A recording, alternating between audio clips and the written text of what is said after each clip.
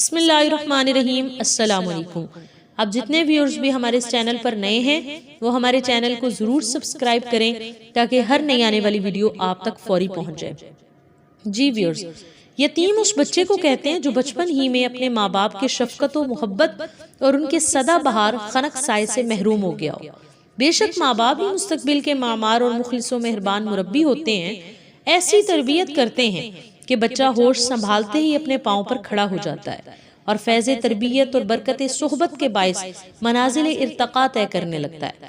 اب سوال یہ پیدا ہوتا ہے کہ جب تعلیم و تربیت اور فروغ و ارتقاء کے لیے ماں باپ کا وجود اتنا ضروری ہے تو پھر قدرت نے کائنات کے سب سے برگزیدہ رسول صلی اللہ علیہ وآلہ وسلم کے لیے ان کے ماں باپ کو زندہ کیوں نہیں رکھا اور انہیں شان یتیمی کیوں عطا فرمائی؟ اب کمال یہی ہے، دیکھیں کہ ویورز، پہلی حکمت اس میں یہ ہے کہ قدرت نے ماں باپ کے بغیر اپنے محبوب کو ہر قسم کی خوبی و کمال سے نوازا ہے اور حسن کی ہر زیبائی و دلکشی کے ساتھ یوں سنوارا ہے کہ ماں باپ بھی ہوتے تو یہ شانیں اور ادائیں نہ بھر سکتے۔ شان یتیمی عطا کرنے میں پہلی حکمت اپنے محبوب کو دوسروں کے زیر بار ہونے سے بچانا تھا اور یہ بتانا تھا کہ یہ باکمال نبی صرف اپنے رب کا مربوب اور تربیت یافتہ ہے، دنیا کے کسی انسان کا نہیں۔ یہی حکمت آپ کو امی رکھنے میں بھی تھی کہ کسی سے تعلیم حاصل کرنے کا احسان بھی حضور علیہ السلام پر نہ تھا، جس نے اپنی عطائے خاص سے اسے کامل ترین صورت میں پیدا کیا ہے اور سب کچھ عطا کیا ہے۔ کوئی یہ نہیں کہہ سکتا کہ یتیم نہ ہوتے تو ان کے جوہر اور نکھر جاتے۔ گویا دنیا میں کوئی یہ دعویٰ نہ کرے کہ میں نے حضرت محمد صلی اللہ علیہ وآلہ وسلم کو پڑھایا، لکھایا، تعلیم و تربیت سے صلاحیتوں کو جلا بخشی اور معاشرے میں مؤثر و قابل قدر کردار ادا کرنے کے قابل بنایا۔ یتیم پیدا کر کے یہ امکانات ہی ختم کر دیے، پھر وہ کچھ دیا جو ماں باپ تو کجا دنیا کا کوئی مہربان سے مہربان مربی اور سرپرست بھی اپنی اولاد کو نہیں دے سکتا۔ اس طرح کسی کے لیے وجہ جواز نہ رہی اور کوئی یہ ایسا دعویٰ نہ کر سکا۔ یہی وجہ ہے کہ حضور صلی اللہ علیہ وآلہ وسلم ہی ساری دنیا کے مربی ہوئے اور دنیا میں سے کوئی شخص آپ کا مربی نہ بنایا گیا، بلکہ آپ کا معلم و مربی صرف اللہ تعالیٰ کی ذات ہے۔ ویورز، اس میں دوسری حکمت ہے نبی کریم صلی اللہ علیہ وآلہ وسلم کی شان یتیمی میں۔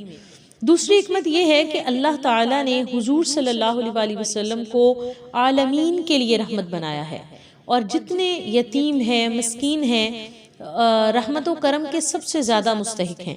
آپ کو یتیم پیدا کیا گیا تاکہ آپ غرباء، یتاما اور مساکین کے مسائل اور احوال اور مشکلات سے عملی طور پر آگاہ ہو جائیں اور جب غنائم تقسیم کرنے کا وقت آئے تو انہیں دوسروں پر ترجیح دیں اور سب سے پہلے رحمت و کرم سے انہی کو نوازا جائے۔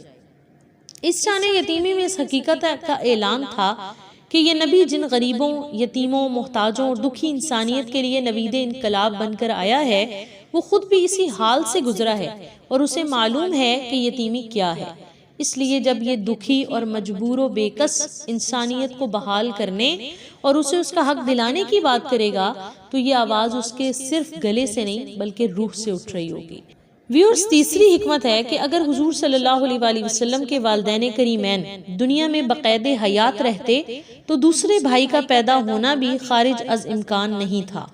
بھائی برادری میں شریک و مثیل اور برابری کا دعوے دار ہوتا ہے۔ باری تعالیٰ نے اپنے محبوب صلی اللہ علیہ وآلہ وسلم کو جس بے مثل شان سے نوازا ہے وہ مثیل کی متحمل نہیں تھی، اس لیے آپ کے والدین کریمین ہی کو اپنے پاس بلا لیا تاکہ امکان مثلیت کی جڑ ہی کٹ جائے اور کوئی مثیل اور شریک ہونے کا دعوے دار پیدا ہی نہ ہو۔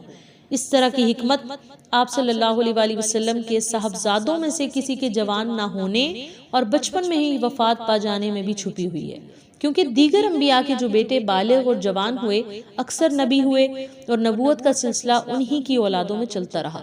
بنی اسرائیل کے انبیاء کی بھی یہی شان رہی۔ اگر حضور صلی اللہ علیہ وآلہ وسلم کا بھی کوئی بیٹا جوان ہو جاتا اور پھر بھی نبی نہ ہوتا تو اس میں دوسرے انبیاء آپ پر جزوی فضیلت اور امتیاز لے جاتے، اور اگر وہ نبی بن جاتا تو آقا علیہ السلام خاتم النبیین نہ رہتے۔ اس لیے آپ کو آخری نبی بھی برقرار رکھا اور کسی دوسرے نبی کو آپ پر امتیاز بھی عطا نہ فرمایا۔ یہی انداز حکمت آپ صلی اللہ علیہ وآلہ وسلم کی شان یتیمی میں بھی ہے۔